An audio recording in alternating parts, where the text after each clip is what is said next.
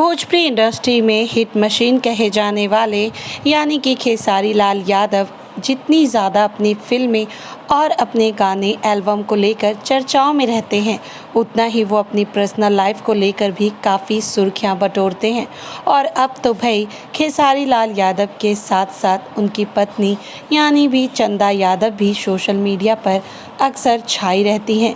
खैर, आज social media पर फिर खेसारी लाल यादव और उनकी पत्नी की एक खबर वायरल हुई है, जिनमें खेसारी लाल यादव और उनकी पत्नी चंदा यादव की तस्वीर है और साथ में लिखा हुआ है, दुख हो या फिर सुख की घड़ी हमेशा साथ देती है हमारी बीवी, और ब्रैकेट में फुलझड़ी। यानी कि दोस्तों, फैंस को ऐसा लग रहा है कि खेसारी लाल यादव अपनी बीवी को प्यार से बुलाते हैं फुलझड़ी। खैर दोस्तों, अब देखना ये होगा कि अब खेसारी लाल यादव की पत्नी और कितनी ज़्यादा सोशल मीडिया पर चर्चाएं बटोरती हैं।